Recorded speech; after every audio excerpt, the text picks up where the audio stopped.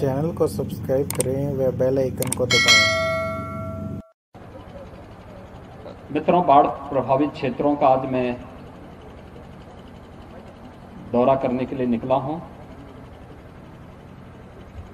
आज पूर्वाह्न में मैंने बहराइच और मध्याह्न में गोंडा जनपद का बाढ़ प्रभावित क्षेत्रों में चल रहे राहत कार्यों की वहां पर समीक्षा की है। अभी इससे पूर्व मैंने बलरामपुर जनपद के बलरामपुर तहसील और उतरौला तहसील के बाढ़ से प्रभावित गांवों का व्यापक सर्वेक्षण किया है। जिला प्रशासन के साथ और यहाँ के स्थानीय जनप्रतिनिधियों के साथ इसकी समीक्षा भी की है। बचाव और राहत के लिए किए जा रहे उपायों के बारे में भी यहाँ पर चर्चा की है। यहाँ पर एसडीआरएफ और पीएसी की फ्लड यूनिट पहले से कार्य कर रही है। हर प्रभावित गांव में नाव की व्यवस्था, बाढ़ चौकी और कंट्रोल रूम के माध्यम से राहत और बचाव के कार्य समयबद्ध ढंग से आगे बढ़ सकें, इसके लिए पूरी व्यवस्था सरकार ने पहले से ही सुनिश्चित कर रखी है। हर प्रभावित परिवार को समय से राहत सामग्री उपलब्ध हो जाए, ये सरकार की मंशा है और उसी के तहत स्थानीय स्तर पर माननीय विधायक और अन्य जनप्रतिनिधियों के सहयोग से, उनके मार्गदर्शन में जिला प्रशासन पूरी प्रतिबद्धता के साथ इन कार्यक्रमों को आगे बढ़ा रहा है। राप्ती नदी के कारण यहाँ पर लगभग 60 गांव राप्ती और उसकी सहायक नदियों के कारण प्रभावित हुए हैं, जिनमें सर्वाधिक बलरामपुर और उतरौला तहसील के ग्राम राजस्व गांव हैं। लगभग 60 से 65 हजार की आबादी इससे प्रभावित हुई है।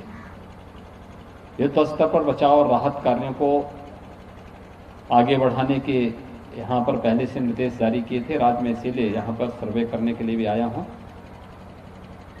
पिछले कुछ दिनों से नेपाल के अंदर और पूर्वी उत्तर प्रदेश में भी भारी बारिश के कारण ये स्थिति पैदा हुई है। अगले कुछ दिनों में राहत मिलने की पूरी संभावना है, लेकिन बचाव और राहत कार्य युद्ध स्तर पर चले, सरकार का ये पहले से निर्देश है और उसके लिए पर्याप्त संसाधन हर एक जिला को उपलब्ध कराए गए हैं।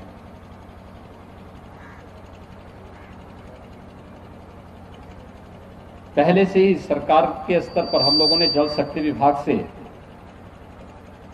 नदियों को ड्रेजिंग करके चैनलाइज करने के अच्छे परिणाम देखने को मिले हैं। इतनी बरसात में जहां पूरा बलरामपुर जनपद पहले जल प्लावित हो जाता था, आज एक बड़ी आबादी को बचाने में मदद मिली है। बहराइच और गोंडा में भी हमने इस प्रकार का परिणाम देखा है और आगे भी जिन जिन जनपदों में नदियों को ड्रेजिंग और चैनलाइज करके बाढ़ बचाव के उपाय किए गए हैं, उसके अच्छे परिणाम आए हैं। राहत और बचाव के सभी उपाय करने के साथ ही सरकार ने यह भी तय किया है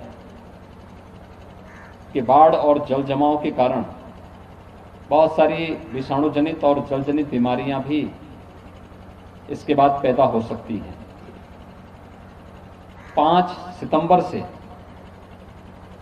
हर एक जनपद के लिए नोडल अधिकारियों की तैनाती करते हुए जनप्रतिनिधियों की देखरेख में स्वच्छता, सैनिटाइजेशन और फॉगिंग, छिड़काव आदि के लिए एक व्यापक अभियान चल रहा है, जिसमें स्वास्थ्य विभाग, नगर विकास विभाग, ग्राम्य विकास और पंचायती विभाग, महिला और बाल विकास विभाग, शिक्षा विभाग, इन सबको इसके साथ जोड़ा गया है। अंतर विभागीय समन्वय के माध्यम से बाढ़ से बचाव और राहत कार्यों को तेज करने के साथ ही बाढ़ के उपरांत जल जमाव और उसके कारण होने वाली तमाम प्रकार की बीमारियों से बचाव के लिए भी व्यापक पैमाने पर कार्यक्रम चले, एक अभियान चले। एक सप्ताह का 5 सितंबर से 12 सितंबर तक यह अभियान हर जनपद में, हर प्रभावित क्षेत्रों में व्यापक स्तर पर चलेगा, जिससे किसी भी प्रकार की जनधन की हानि, बीमारी के कारण रोकी जा सके।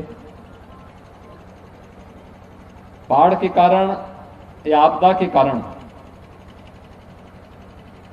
किसी भी व्यक्ति की दुखद मृत्यु पर 24 घंटे के अंदर प्रभावित परिवार को 4 लाख रुपए की सहायता, मकान के क्षतिग्रस्त होने पर 95,000 रुपए की आर्थिक सहायता,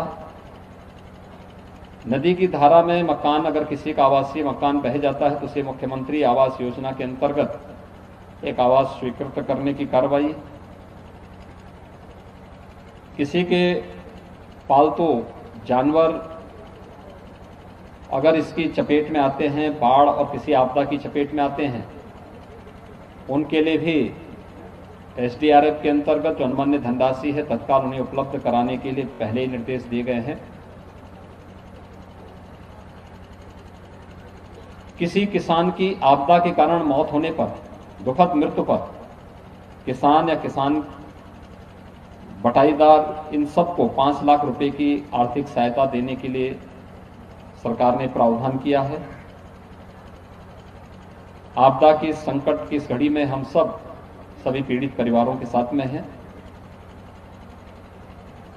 बाढ़ से बचाव और उसके साथ ही हर प्रभावित परिवार को राहत समय पे मिल सके, इसके लिए सभी जनप्रतिनिधियों के संपर्क में हम लोग पहले से हैं और सभी लोग स्थानीय प्रशासन के साथ मिलकर के युद्ध स्तर पर इस कार्यक्रम को संतोषजनक ढंग से आगे बढ़ा रहे हैं।